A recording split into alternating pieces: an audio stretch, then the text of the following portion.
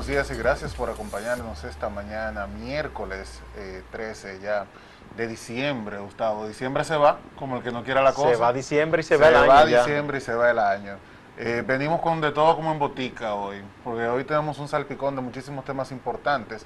Entre ellos, el tema de la corrupción, que es un tema que nunca debe pasar ni de moda, ni debe ser considerado una moda para empezar, ¿verdad? Y pues este día hemos publicado en Acento un reportaje que recoge los principales casos de corrupción que se han sazonado en el último año, desde octubre para ser específicos. Hemos recopilado 4 casos y entre ellos hemos hecho una cronología. Es un trabajo de recordatorio para que la gente no olvide en qué han parado estos casos y darle la idea a la gente de que se continúa o de que, como hemos señalado aquí, hay casos que han concluido. Uno de estos casos, obviamente, es el de Odebrecht, que se convirtió en un peñón para la administración de Danilo Medina, debido a que justamente en diciembre ya se cumple un año, se dio a conocer que Odebrecht había pagado sobornos en países de Latinoamérica y también de África para tener mayor posibilidad de obtener obras. Y pues en República Dominicana nuestros funcionarios, y según la investigación, hay por lo menos 3 congresistas que fueron beneficiados por esas dádivas que tuvo Odebrecht. También está el caso de el CEA, que lamentablemente fue un caso que hizo que la sangre llegara al río, como se dice popularmente. Ese es uno de los casos de corrupción en que ha habido asesinatos de por medio. Exactamente. Pero ¿qué tiene de particular este caso? Este caso, pues, tuvo la explosión debido a que resultaron muertas 3 personas, 2 de ellas asesinadas y una en suicidio, debido a una situación que nunca debió ocurrir. Se demostró que hubo una administración irregular en el CEA, de eso lo dijo un informe que realizó el gobierno dominicano a raíz de esta tragedia, pero lo más importante de esto, Gustavo, es que eso se quedó así. No hubo una Es muy lamentable. no hubo un detenido. Yo no entendía que a estas alturas ya iba a existir un proceso judicial, porque incluso se habló de que se iba a encargar a abogados para que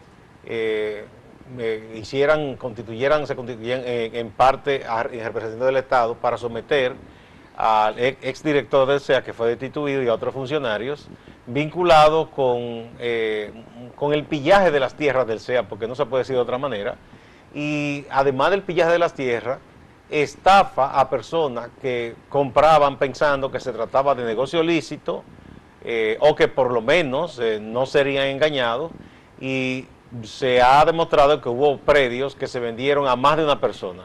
La venta de por sí irregular, porque no había más allá que quizá un acuerdo de palabra en principio, y entonces un lote se le vendió a más de una persona. Es un hecho incluso que no solo ocurrió en San Pedro de Macorís. Aquí vimos un caso que ocurrió en San Luis con un señor dominicano del exterior que compró un lote, un solar, y bueno, venía de retirada a construir su casa, inclusive hizo los pagos correspondientes, pagó impuestos, y se encuentra con que hay otra persona construyendo dentro de su lote. Y son tan bárbaros que el señor del CEA le dijo, no, pero es que lo suyo es alrededor. Entonces, es como que tú construyas y alguien tenga permiso de en la sala de tu casa construir otra casa. Exactamente. Totalmente absurdo. Una tontería. Mira, otro caso importante que todavía sigue repercutiendo y que no hay una resolución final. Se hicieron interrogatorios o reuniones, eran conversatorios que tenían en la Procuraduría. Y es el caso de la venta de los terrenos donde se encuentran los 3 brazos. Que ese caso explotó, se vendió un terreno a precio de nada, con toda la gente adentro. Y ese caso también quedó básicamente suspendido en la justicia. Se hizo mucho parataje, se entrevistaron a las personas, se entrevistó al director del CORDE, que luego fue destituido, pero eso se quedó así, se diluyó en el tiempo y en la memoria de la gente. Porque bueno, hay casos que se van presentando. Esa entidad incluso se suponía que había una comisión del gobierno trabajando para su cierre y liquidación definitiva. No se ha hecho así.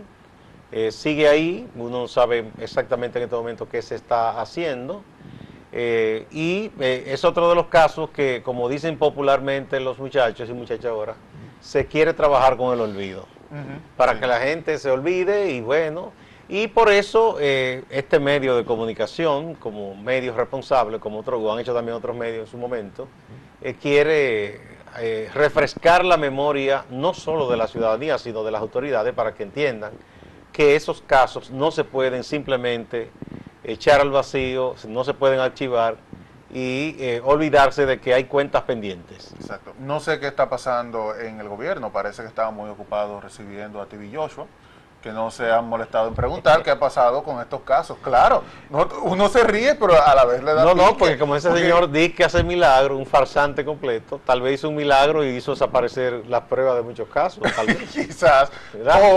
O también se pierde este tipo de situaciones que ocurren en República Dominicana discutiendo sobre el nietísimo, que eso fue también otro boom. Y no queremos concluir diciembre sin que esto pase desapercibido. ¿Por qué? Porque son casos que nos han costado a todos los dominicanos dinero.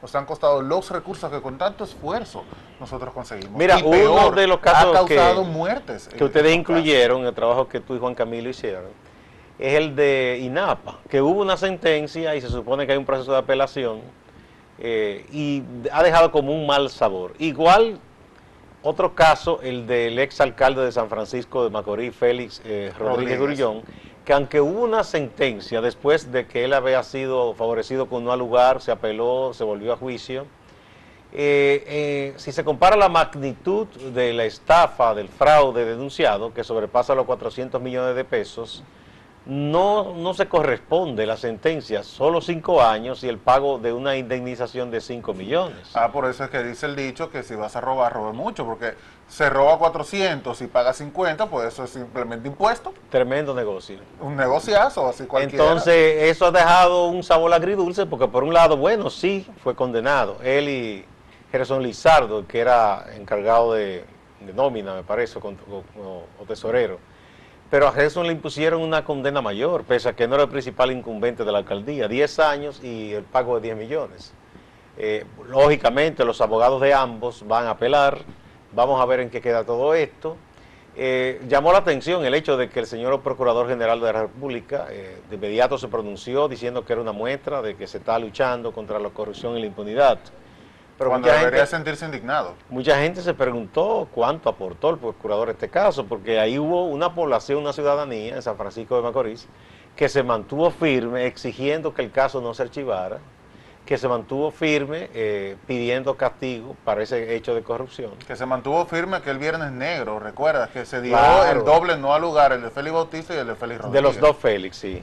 Y entonces esa población pienso que es la que puede llevarse los aplausos, nadie más. Claro, no la Procuraduría. No, y definitivamente, aunque la Procuraduría es la entidad que ha llevado este caso de principio a fin, independientemente de quién esté al frente, el procurador más que celebrarlo debe sentirse indignado, porque no era una sentencia que, sí, celebramos que se haya sentenciado, pero no era la sentencia que correspondía en ninguna manera. No se corresponde con la magnitud. Para nada. Vamos a una pausa, Samuel.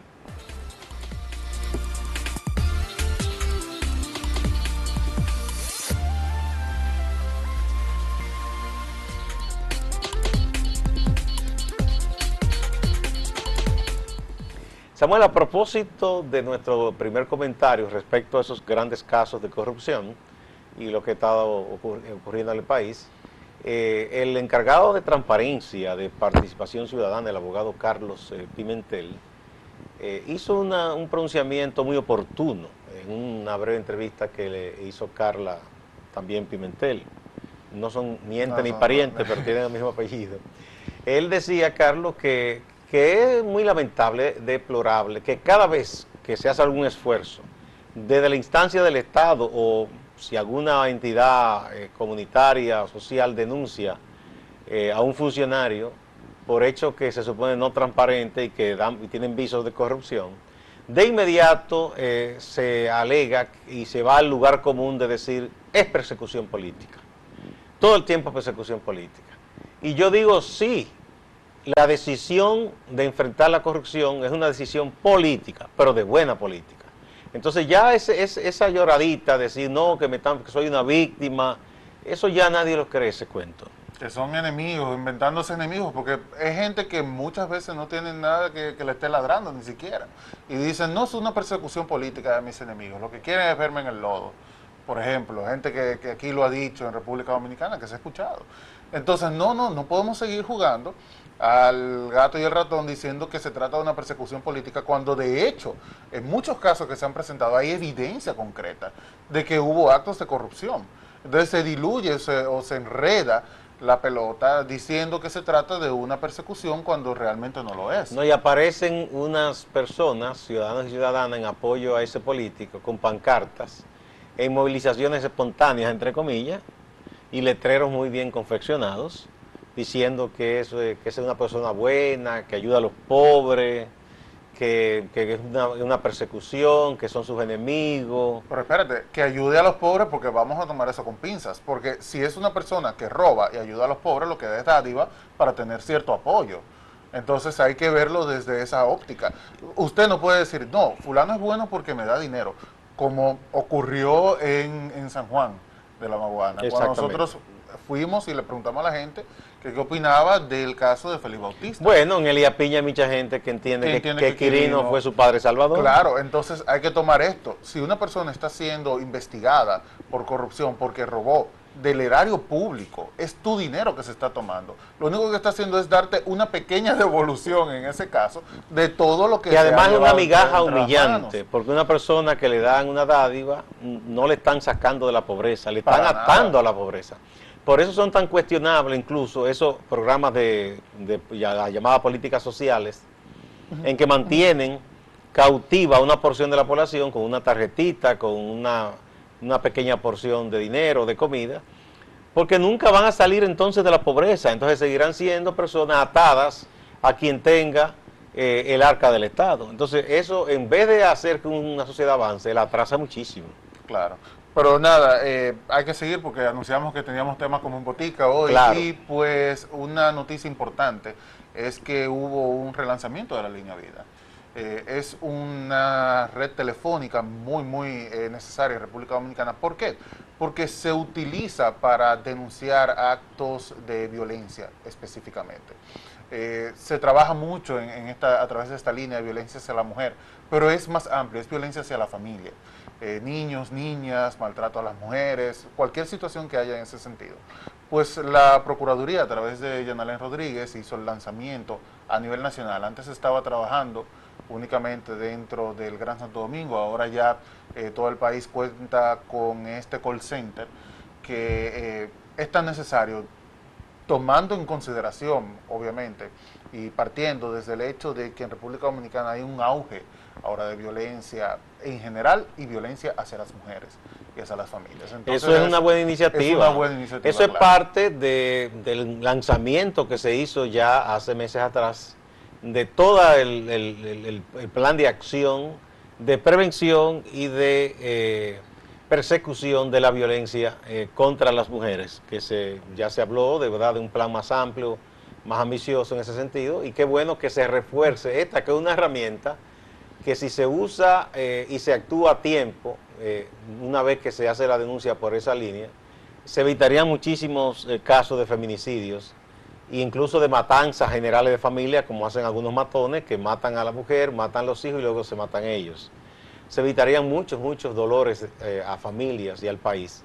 Ojalá que se siga incluso fortaleciendo todo este programa de prevención y de combate a la violencia contra la mujer y a la violencia interfamiliar y de género, con estas y otras iniciativas que hagan más fácil la denuncia y más fácil acudir en auxilio de la mujer que denuncia que su vida está en peligro, que está siendo amenazada.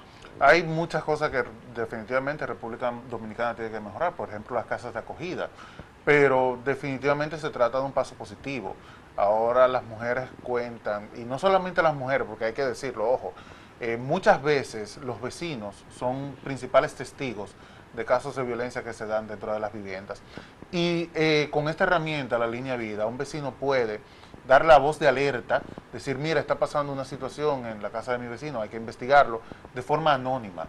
Porque muchas personas tienen el miedo de que se entere el vecino de qué está pasando, como de hecho ha ocurrido aquí en nuestro país, lamentablemente. Una persona denuncia que está dándose una situación de violencia dentro del hogar, entonces el vecino termina muerto o termina agredido. Sí, porque el agresor, cuando llega a esos niveles de violencia, no tiene frontera ni miramiento, y cualquiera que trate de impedir que él cometa la agresión también puede ser víctima. Pero qué bueno que tú hablas del hecho de que no simplemente tiene que ser la propia mujer o alguno de sus parientes que haga la denuncia. Recientemente hubo un joven actor y una actriz, no recuerdo los nombres de ellos, me perdonan, que hicieron un experimento a modo de educación y de llamado de atención. Se pusieron en una esquina grabando una escena en que él estaba agrediendo a la mujer. Entonces era para ver cuál era la reacción de las personas que pasaban por ahí. Y de decenas de personas, muchos le tomaron hasta vídeo en celulares, pero no dijeron nada. Y dijeron, déjame llamar a la policía. Apenas creo que hubo una persona que se acercó y dijo, caramba, esa no es la forma, y se interesó como en tratar de intervenir. Pero el resto fue totalmente indiferente. Y eso es uno de los graves males también que tenemos en la lucha contra este mal. Si sabemos o sospechamos de un hecho de abuso, de violencia, debemos tratar de hacérselo saber a las autoridades. Claro. Buscar la manera, aunque sea anónima o como fuese, diciendo, miren, en tal casa, en tal calle, número tal, hay una mujer en peligro, o hay una niña en peligro, hay una familia que tiene serios problemas de violencia, para que las autoridades intervengan lo más rápido posible. No, y son casos lamentables porque muchas veces ocurre que ha sido reiterado el acto de violencia. O sea, no es el primer caso que se da muchas veces en esas viviendas. Entonces, es necesario recordar que con una sola vez que ocurra, es más que suficiente. ¿Por qué? Tenemos los antecedentes funestos de que la violencia verbal, la violencia física, muchas veces degenera en muerte. No podemos seguir acumulando números fatales de mujeres muertas, de hombres que se suicidan luego de cometer este hecho, porque no tiene que llegar a este punto. De niños muertos, matan a la madre, matan a los niños. Que ese es un drama muy doloroso. Hay decenas de niños, cientos de niños, huérfanos, ya sea de padre y madre o de madre, porque el hombre ha matado a su madre y se ha matado él. Entonces esos niños ya tendrán un problema serio, un trauma contra el cual quizá tendrán que luchar su vida entera. No, terminan siendo huérfanos de padre y madre porque aunque si no se suicida, va entonces a prisión y ya esa familia queda completamente rota de por vida. Y además ya se crea una distancia entre ese niño y ese padre porque todo el tiempo no verá a su papi querido, amoroso, sino al matón, al asesino de su madre. Entonces eso es muy traumático, debe ser hasta más traumático que el hecho de que mueran los dos. Claro, la línea vida, nosotros hemos colgado la nota de la Procuraduría, está el teléfono que es importantísimo. Es bueno que la gente lo anote. Que la gente lo anote y que lo tenga a mano porque es que, como decíamos, hemos visto lamentablemente que República Dominicana se está tornando un país violento y pues muchas de las víctimas, digamos las más vulnerables son las De hecho, debemos llamar, Samuel, a hacerlo todos nosotros aquí y llamar a la gente, ya casi todo el mundo tiene un teléfono móvil, a que anote ese número de la línea viva bien identificado para ante cualquier hecho que vea sospechoso de violencia de género o evidente, que de inmediato llame a esa línea. Claro, y está también el 911 que se trabaja de manera anónima, que es una herramienta. Es más indirecto el 911, pero también por ahí se puede conseguir. Pero también se puede conseguir. Vamos a una pausa.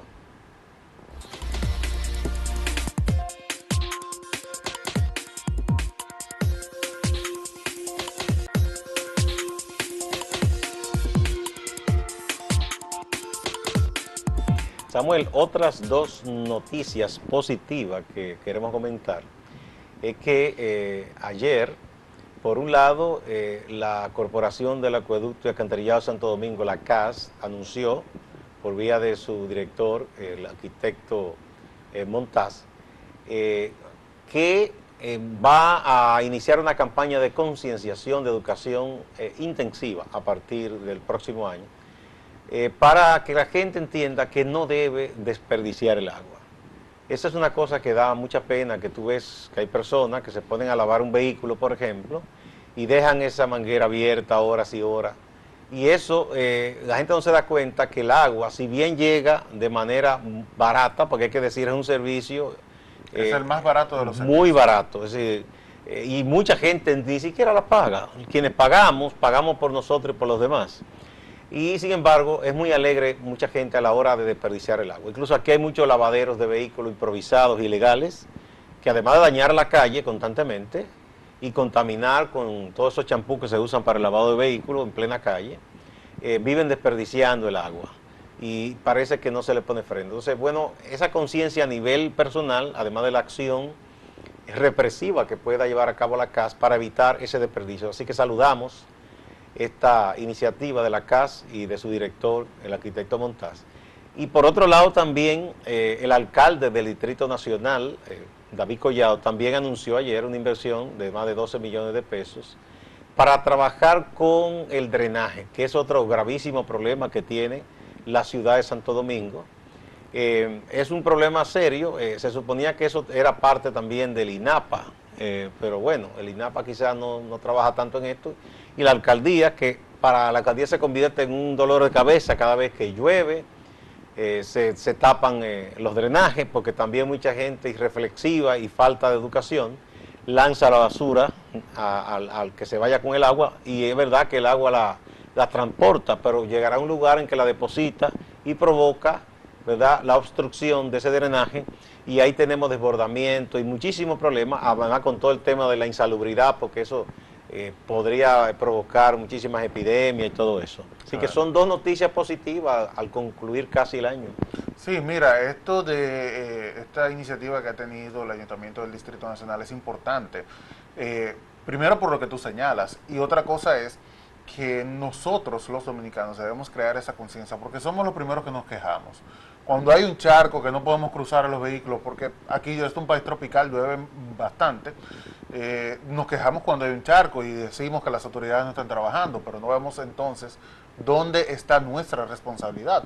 Lanzando basura a las calles, lo único que hace es que los ya pocos desagües que hay se tapen y pues obviamente tengamos situaciones como las que se presentan en las calles. De hecho, por aquí donde estamos nosotros, hay muchas calles que se inundan. Es muy común ver calles que se inundan, y pues tú ves en todas las calles cuando esto ocurre la cantidad de basura que hay flotando en el agua. Hay otro punto que es muy importante que dice la alcaldía con respecto a este plan, y es que se va a empezar a multar a la gente que tire basura de ellos. Ah, porque la ley, porque la ley lo contempla. Exacto, la gente que tira basura en las calles va a empezar a ser multadas. No es un plan que va a iniciar inmediatamente, empieza en enero a darse a conocer ya de manera concreta en los barrios, y una vez que se hable con las juntas de vecinos, entonces se van a empezar a multar no solo las personas que lancen basura a las calles, también los negocios que tengan basura en su frente, que para eso hay una disposición del ayuntamiento que dice cómo esta basura debe ser procesada. Los negocios tienen una responsabilidad especial incluso, porque como generan mucho más desperdicio que una casa de familia, no deben proceder como si fuera una casa de familia y hacer esos montones de basura, a veces en depósitos móviles que no dan abasto. Se supone que ellos deben tener unos contenedores, ¿verdad? Incluso reciclar, que ya ha habido algún intento de algunas empresas de comenzar a reciclar los materiales que sean degradables en un lado, los metales en otro, y los que sean de difícil biodegradación, como los plásticos o los metales, en otro.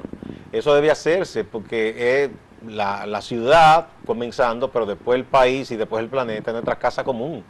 Y nadie ensucia su casa, se supone, si está, ¿verdad?, con su juicio bien puesto. Usted no se le antojaría lanzar a la sala lo que usted lanza a la basura en su casa, ¿verdad? O lo que lanza al sanitario, ¿verdad? Nadie lo haría con la cabeza bien puesta. Entonces, traslade esa idea a lo que es la ciudad y a lo que es el país y a lo que es el mundo. No debemos seguir ensuciando el planeta. Hay muchos problemas de clima, de calentamiento global, además de que las aguas también subterráneas se contaminan cuando usted lanza desperdicio por donde quiera. Mira, y la iniciativa de la CAS también debe ir por esa línea, que no hay que desmontar el hecho de que la gente piensa que ahorrar el agua es en base al servicio, es decir, ahorramos para pagar poco, y debemos ahorrar porque se trata de un recurso no renovable. Que la gente no lo piensa. La gente no lo piensa así, no lo ve desde esa óptica, y desde esa óptica Claro. precisamente es que debe partir. Pues mira, vámonos con Venezuela, que todavía sigue ¿Qué pasa en Venezuela? El tema candente. Bueno, se realizó una manifestación. En esta manifestación se ha solicitado al gobierno venezolano la liberación de por lo menos 114 presos políticos, de una lista de más de 300. Estos presos se entienden que pueden ser liberados, hay muchos que se dicen que la pena puede ser reducida y otros que pueden ser analizados para su liberación debido a condiciones de salud. Aprovecharon muchos sectores de Venezuela para también realizar ciertas exigencias porque se trató de una manifestación principalmente de derechos humanos. Hubo solicitudes Bueno, sí, con el Día de los Derechos Humanos que se celebró el pasado fin de semana, en muchos países, igual que aquí, hubo organizaciones y personalidades y ciudadanos en general que se manifestaron por varias causas. Y ese grupo pues aprovechó el caso de Venezuela. Exactamente. Yo pienso que hay una buena coyuntura, porque ahora hay un diálogo que hay una parte por lo menos de la oposición y algunos mediadores que están viniendo aquí a República Dominicana y representantes también del gobierno. El propio presidente Nicolás Maduro se refirió a eso y dijo que sí, que estaría dispuesto a suscribir acuerdos. Bueno, pues como parte de esos acuerdos, ojalá que se incluya dejar en libertad a las personas que han sido condenadas, que se le imputan violaciones a la ley, pero todo el mundo sabe que esos son artilugios, eso se usa en todos los gobiernos cuando quieres reprimir, el gobierno de derecha, de izquierda. Eso sí se trata de persecución política. Exacto. Entonces, cuando quieren argumentar, poner a la gente en la cárcel, argumentan muchas cosas. Entonces, dejemos de chistes que esa gente está ahí porque es opositora. Mira, Luis Florido, que tiene a su cargo, es uno de los negociadores con el gobierno venezolano, dijo que de los 114 presos políticos, hay 27 que pueden tener medida humanitaria por enfermedad. Es decir, hay personas que están encarceladas con diferentes padecimientos y el gobierno pues se ha hecho de la vista gorda. Y esto es algo que viola los derechos ya el propio humanos. gobierno venezolano en tiempo pasado a López, que no estaba enfermo y un hombre joven, lo dejó ir a su casa. Luego lo envió de nuevo a prisión y luego de nuevo lo envió a la casa. Entonces, bueno, si se hizo con López, que es un hombre más joven, hay gente ahí de mayor edad y con condiciones de salud que no son las mejores, que aprovecha esta coyuntura. El gobierno ahora incluso se puede dar el lujo de decir que está más estable porque acaba de ganar unas elecciones por encima de que cualquiera cuestione su legitimidad, pero bueno, tiene más poder, tiene la Asamblea Constituyente. Ya no hay excusa para decir que se está tambaleando y que no puede, porque ya ellos se sienten muy fuertes, ya las manifestaciones callejeras masivas desaparecieron. Entonces, nada, pues lo que tienen que hacer es proceder, y eso le daría inclusive más legitimidad y le daría también la oportunidad de concentrarse en tratar de resolver la grave crisis de abastecimiento que sufre el pueblo venezolano, que de ser un pueblo que tiene de los mayores niveles de consumo y de ahorro, da pena que mucha gente esté viviendo por una cajita que le vende el gobierno. Claro, ¿no? E incluso a nivel internacional da el entendido el gobierno venezolano si toma esta solicitud que le está haciendo la oposición de que realmente se encuentra a disposición de un diálogo, que es algo que se ha criticado, que Venezuela está yendo al diálogo, pero el gobierno mantiene su posición férrea. Es decir, que con esto por lo menos da la idea de que está abierta a un cambio dentro de Venezuela para mejor. Bueno, ojalá que sea así, que esa persona, que se avance en ese diálogo y que bueno, si el gobierno ya tiene todo controlado, pues que se concentre en mejorar la situación de vida de ese pueblo que tanto ha sufrido. Será hasta mañana. Gracias, Samuel. Hasta mañana.